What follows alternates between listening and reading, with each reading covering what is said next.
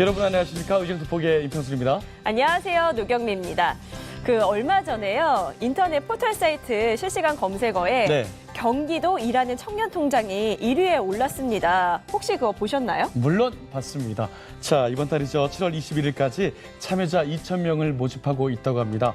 해당 요건이 충족되시는 분들은, 우리 청년들은 꼭 네. 서둘러서 신청하시길 바랍니다. 네, 매달 10만 원씩 3년을 저금을 하면 1,000만 원으로 불려주는 그런 통장이라고 하거든요. 네. 이로 인해서 청년들의 결혼 자금이라든지 주거 자금, 교육비 등 기반 마련에 그 지원을 해주는 목적이라고 합니다. 큰 도움이 되겠네요. 네. 자, 이렇게 복지는 멀리 있는 것이 아니라 우리 일상생활 속에 또 가까이 있다는 사실입니다.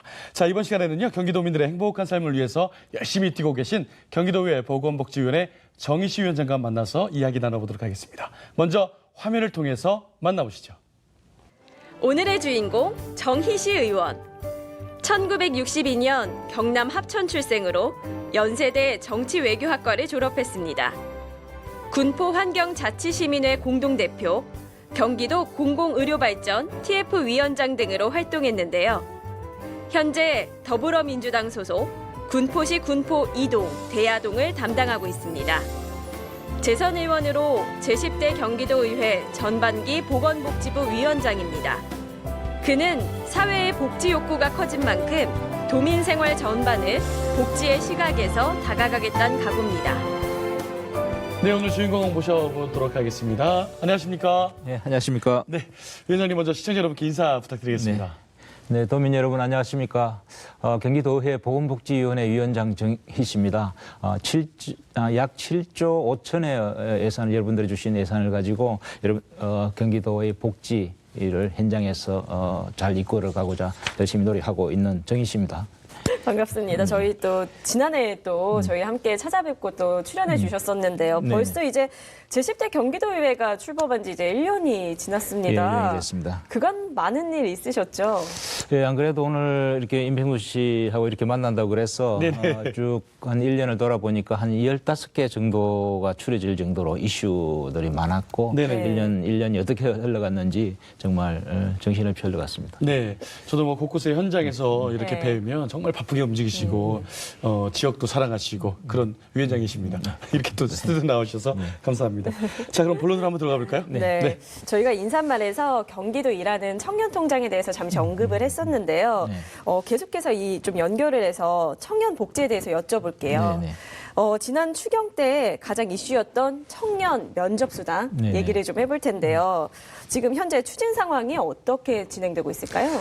예, 청년 정책과가 작년 9월에 이제 우리 경기도에 도입되면서 다양한 청년 정책들이 진행되고 있습니다. 네. 그중에 대부분은 지금 예산이 씌워졌고 또 조례가 만들어져서 진행되고 있는데요. 청년 면접 수당이 이제 마지막으로 남아 있는 정책입니다. 네. 청년 면접 수당은 지난 본예산에서도 그랬고 이번에 추경에서도 우리 위원회에서는 이 예산이 필요하다. 청년들의 이 상황 또 절박성 또 필요성 이런 것들 전체적으로 보았을 때 꼭 필요한 예산이다. 이래서 이제 통과를 시켰습니다. 네. 그러나 예결위에서는 이번에 조금 더 숙려 기간이 필요하다고 그래서 지금 통과는 되지 못한 예산인데요. 네. 청년들이 보통 지금 굉장히 실업률이 높지 않습니까? 네. 보통 취업을 하기 위해서는 최소한 6회 이상을 6번의 면접. 면접을 해야 이제 취업이 되는 이런 상황인데요. 네네. 그래서 이제 6회에 해당되는 금액, 1회에 약 5만 원을 산정해서 30만 원을 드리는 이런 그렇게 설계된 예산입니다. 네.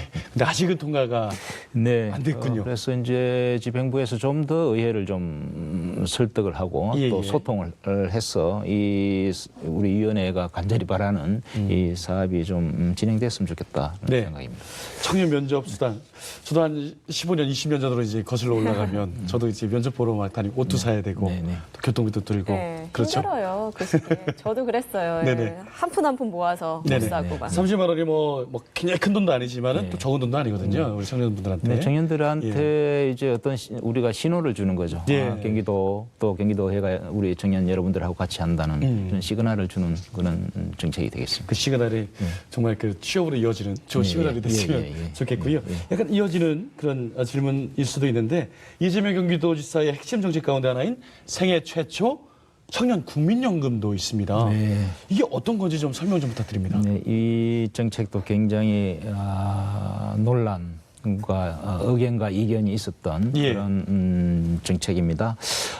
작년도에 우리 이 위원회를 통과를 했었고요. 그리고 네. 본회의를 또 통과한 예산입니다. 약 150억 정도 되는 네. 예산인데요. 그런데 그 당시에 통과를 할 때 두 가지 꼬리표를 달았습니다. 하나는 소관위원회, 그러니까 보건복지위원회의 이 조례를 통과를 시켜라. 그리고 또 하나는 보건복지부와 또 상호 협의를 해라. 네. 이 두 가지 이제 꼬리표를 달았는데 네. 그 과정을 이제 지금 밟아가는 것입니다. 그래서 지금 우리 위원회에서는 관련된 조례를 통과시켰습니다. 예, 여러 말씀들이 있었습니다만은 그리고 지금 현재 그 보건복지부하고 재협의를 하고 있는 중입니다. 네, 하지만 아직 보건복지부 입장이 조금 미온적이라고 볼 수가 있잖아요. 네네. 그래서 앞으로 계획이 어떻게 될까요? 사실 이 예산을 이 조례를 통과시키기 전에 제가 그 집행부 핵심 분들하고 이제 서로 소통을 했습니다. 이 예산 그리고 이 조례 이 정책에 대해서 어떤 생각을 갖고 있느냐, 얼마만큼 절박하고 또 강력한 의지를 가지고 있느냐 이렇게 이제 확인을 하니까 굉장히 좀 좀 의지가 강하다는 것을 느꼈고 그래서 네. 저도 이제 조례를 통과하는데 그렇게 힘을 모았습니다. 이 예산에 대해서 보건복지부가 우려하는 것은 형평성에 있습니다.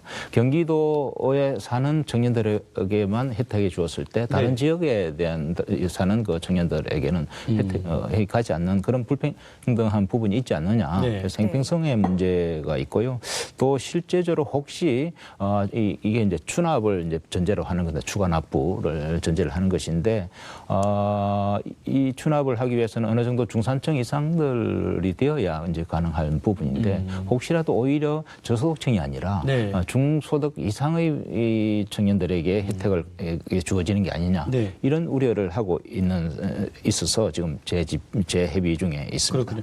아까도 말씀하셨지만은 그 이재명 지사의 어떤 정책들이 늘 이견 있고 좀 논란도 되고 이러는데 그만큼 좀 파격적이지 않나 이런 생각이 좀 들어요. 네. 좋게 이야기하면 신선하죠. 네. 신선할 수도 있고. 그러니까 지금 과정을 좀 설명해 주셨는데 조금 구체적으로 생애 최초 청년 국민연금은 어떤 지도인지 좀 설명 좀 해 주실 수 있을까요? 생애 최초 국민연금은 이제 꼭 이제 두 가지 측면이 있습니다. 하나는 청년들의 지금 현실을 이제 이해하기 위한 부분이 있고 또 하나는 우리 사회가 이제 급격한 노령화 사회로 접어들고 있지 않습니까? 네네. 그리고 OECD 국가 중에 가장 노인 빈곤율이 높습니다. 이런 부분을 사전적으로 이 청년들이 60세, 65세 이상 되었을 때 네네. 예상되는 그런 네. 그 노인 문제를 사전적으로 예방적으로 이제 대책을 세우는 그런 정책이거든요. 네. 그래서 만 18세 되는 소년에게 네네. 9만 원에 해당되는 연금을 가입시켜 줌으로써 네. 최소 40년 이상을 가입을 했을 때 가장 그 많은 노령연금을 받을 수 있거든요. 네네. 그래서 그것을 이제 사전적으로 이제 이 경기도가 대신 납부해주는 그런 예산입니다. 금희 씨는 어떻게 연금 좀 많이 좀 들으셨나요? 국민연금 잘 되고 위원장님 네, 어떻게 잘 되고? 국민연금은 꼬박꼬박 내는 성실한 납세자이긴 그렇군요. 한데요. 네. 저 좀 궁금한 게 네. 그럼 일반 국민연금과 청년 국민연금의 차이점이 어떻게 되는 건가요? 청년연금, 국민연금은 그러니까 일시적인 그 보충적인 선거가 있습니다. 네.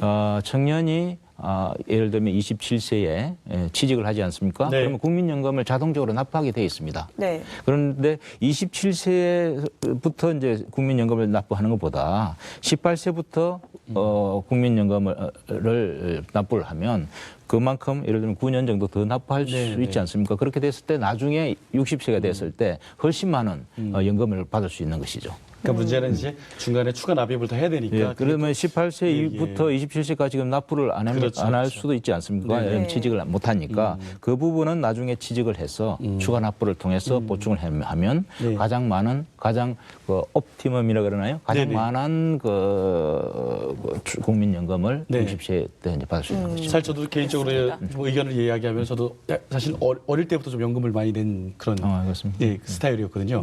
네. 지금 저도 좀 이제 40이 넘어가니까 예. 네. 은근히 좀 어깨가 좀 든든합니다. 이런 게 좀 좋은 제도 같아요. 제가 볼 때 청년들이 조금이나마 좀 버팀목이 될 수 있고. 예, 유럽 같은 경우는 이제 연금, 이제 펜션이라 그러죠, 그죠? 연금을 굉장히 기다려요. 그분은 그렇죠. 50대 이후부터는 내가 언제 연금을 받나. 그만큼 이제 그때부터 이제 인생을 더 즐길 수 있고 삶이 윤택해지는 그런 거니까요.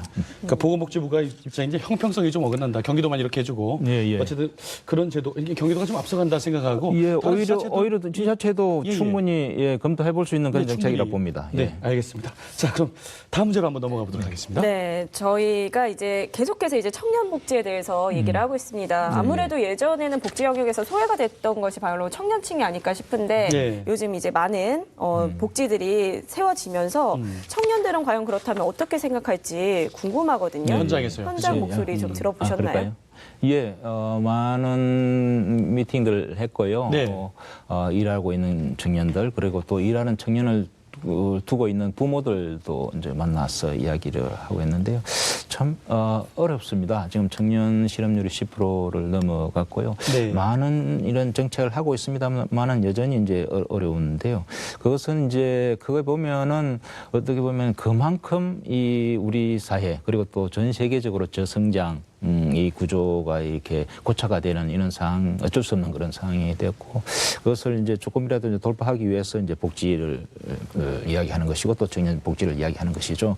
지금 그동안에 이제 이 학업 문제라든지 취업 문제, 그리고 주택 문제, 그리고 아이들 또 양육 문제 이런 이야기들을 이제 많이 어려움들을 이야기를 하고 있습니다.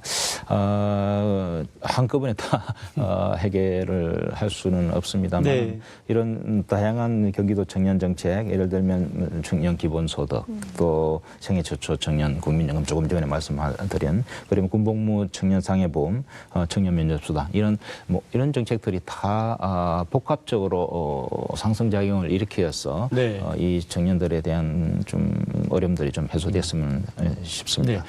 뭐 말씀하셨듯이 뭐 청년들이 굉장히 어렵고 취업도 어렵고 이런 시대인데 반짝반짝 거려야 될 우리 청년들이 좀 어려움을 겪고 있는 것 같습니다. 근데 지금 말씀하신 것처럼 경기도에는 청년에 대한 어떤 정책들이 굉장히 많이 최근 한 5년 정도 됐나요? 굉장히 많이 발생되고 있습니다. 특히 또 이재명 지사 취임 이후에도 계속해서 신선한 정책들이 나오고 있으니까 이 방송실 보시는 우리 청년들은 꼼꼼하게 한번 찾아보시는 것도 큰 도움이 되지 않을까.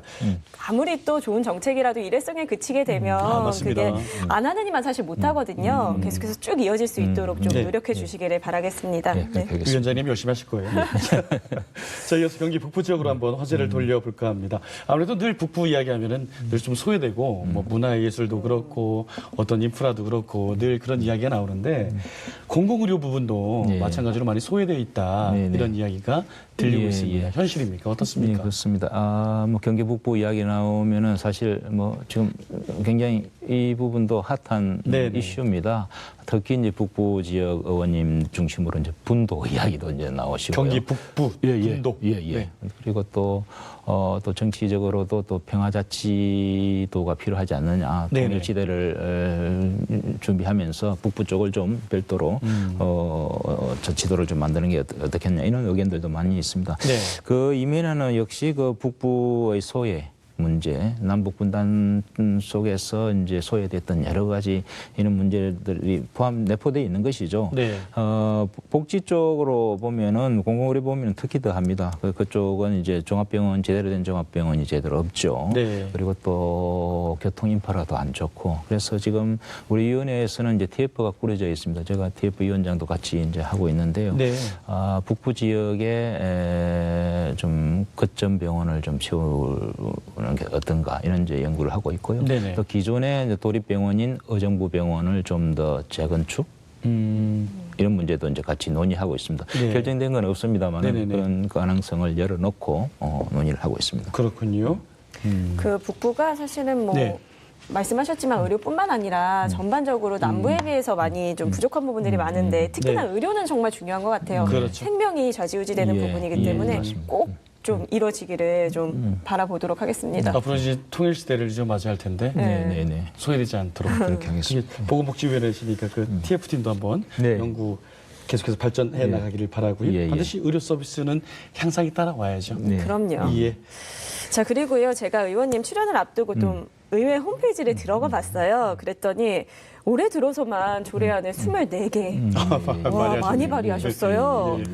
진짜 부지런히 하고 계신다라는 생각이 들었는데요. 그 중에서 정신질환자 자립 지원 조례가 좀 눈에 띄더라고요. 발의하게 된 배경이 어떻게 되시나요? 이게? 우리 정신질환자와 관련된 요즘 사건들이 많았지 않습니까? 네네네. 제가 초두에 경기도 복지위 예산이 뭐 7.5조다 이런 이야기를 했습니다만은 여전히 우리 사회는 모두를 다 안고 있지는 못하죠. 이 문제를 해결하기 위해서는 이제 교육 문제, 그다음에 또 경제적인 문제, 또 종교까지도 이런 다 합쳐서 이렇게 이 문제를 해결할 수 있는 건데요. 그래서 어느 때보다도 이 정신질환자 관련된 사건들도 많고 해서 제가 이 조례를 생각을 했고요. 또 이번에 그 도립정신병원 폐원 관련한 또 이슈가 있어서 한꺼번에 그런 두 가지 문제를 해결하기 위해서 이 조례를 만들었습니다. 우리 정신질환자 관련해서는 이제 우리 현 정부, 문재인 정부 들어서면서 지역사회와 함께하는 어떤 커뮤니티 케어 이것이 큰 이슈거든요. 그래서 그리고 또 수용 중심에서 탈시설 탈시설을 한 이후에 지역에서 어떻게 또 정착을 하느냐 이런 그 고민을 가지고 지금 의료 정책을 펴고 있습니다. 그 정책들을 좀 담아내기 위한 그런 조례라고 보고요. 가장 핵심은 탈시설. 탈시설이요? 예. 지역사회로 복귀. 지역사회로 복귀했을 때 어떻게 우리가 지원을 할 수 있는 것인가.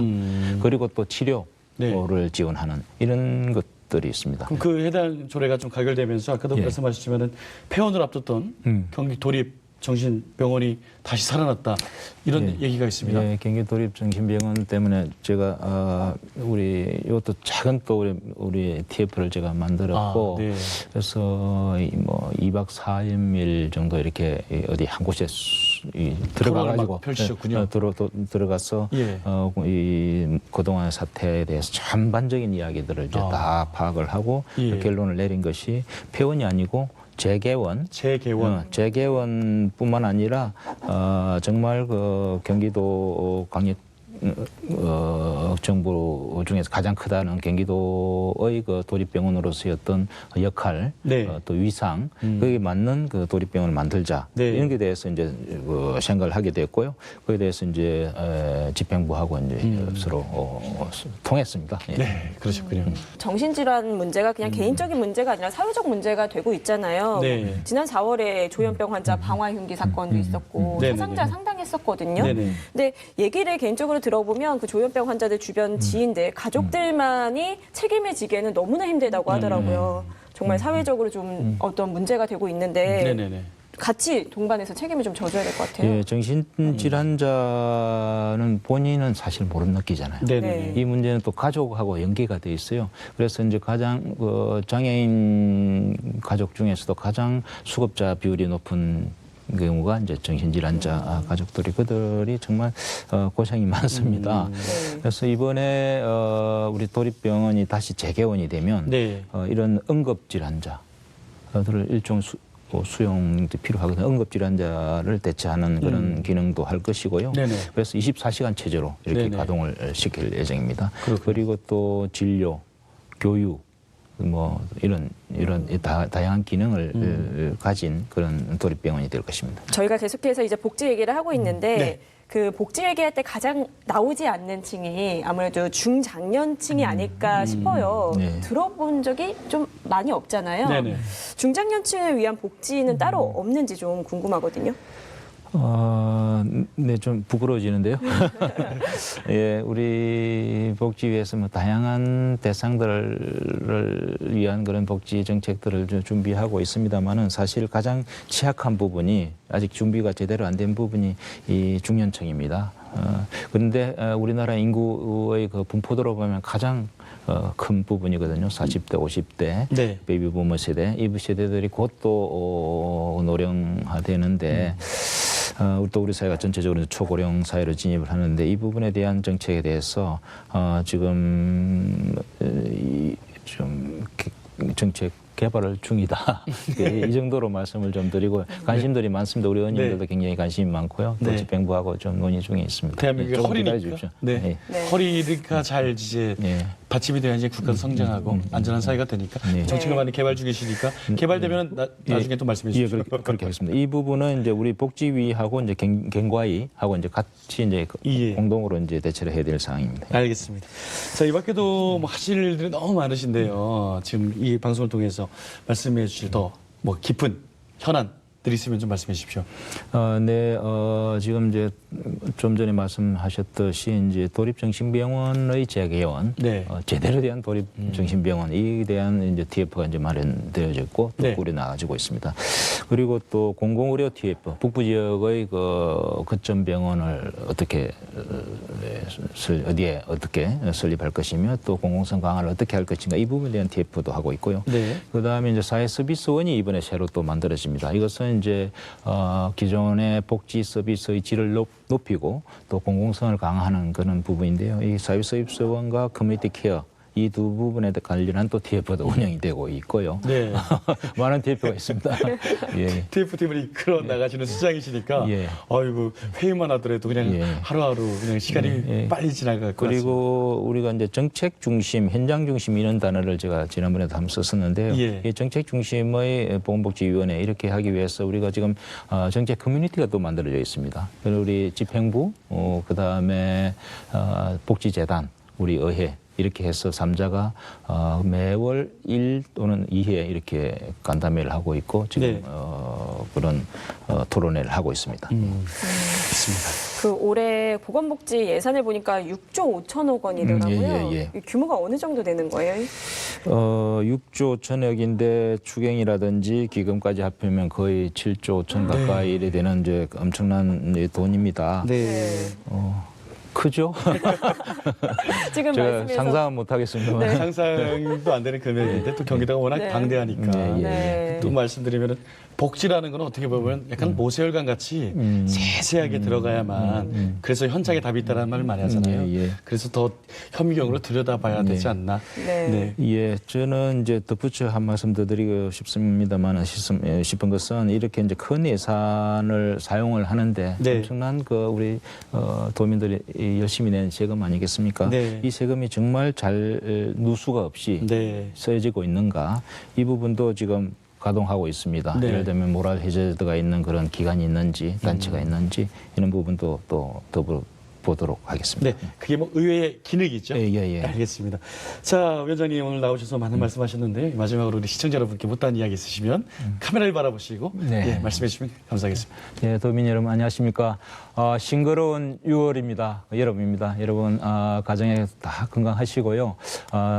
보건복지위원회는 여전히 정책 중심, 현장 중심의 의정 활동을 열심히 펼쳐나가도록 하겠습니다. 오늘 반갑습니다. 고맙습니다. 네, 감사합니다. 위원장님 이제 날이 너무 더워집니다. 네. 18월은 정말 혹석인데 겨울만큼이나 우리 또 저소득층 도움이 필요하신 분들이 손길이 많이 필요하거든요. 네. 바쁘시더라도 네, 그렇게 하겠습니다. 세세하게 좀 살펴주시기 바랍니다. 알겠습니다. 자, 오늘 이 시간 10대 경기도의회 보건복지위원장이신 정희시 위원장과 함께 이야기 나눠봤습니다. 오늘 말씀 고맙습니다. 네, 고맙습니다. 예. 네, 사람은 태어날 때부터 정말 행복하게 살 권리가 있습니다. 네. 가난이나 뭐 굶주림, 질병 등에서 벗어나서 최소한의 삶을 영위할 수 있도록 도와주는 것, 그것이 바로 복지가 아닐까 싶은데요. 하지만 참 그게 말처럼 쉽지는 않죠. 오늘 만나본 정희신 의원이라면 이러한 우리의 삶을 좀 기대해봐도 좋을 것 같습니다. 네, 경기도에서 이렇게 많은 다양한 복지 정책들을 펼치고 있으니까요. 여러분께서도 현장에서 잘 눈 크게 뜨고 바라보시고 또 누수가 없는지 잘 또 감독해 주시면 또 좋을 네. 것 같습니다. 네, 의정 돋보기 오늘은 여기까지입니다. 시청해주신 여러분 고맙습니다. 고맙습니다.